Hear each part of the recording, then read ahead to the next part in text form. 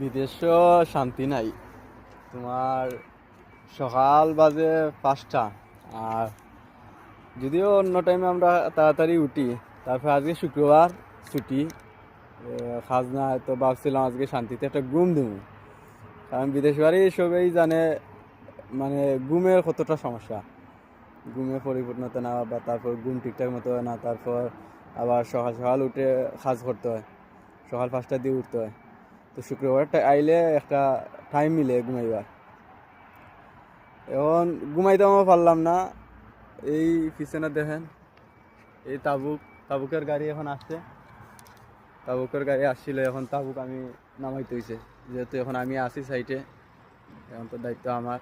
এই গাড়ি দেখেন, গাড়ি যাইতেছে। তো এই দেখেন এখন তাবুক নামাইছি এইগুলা।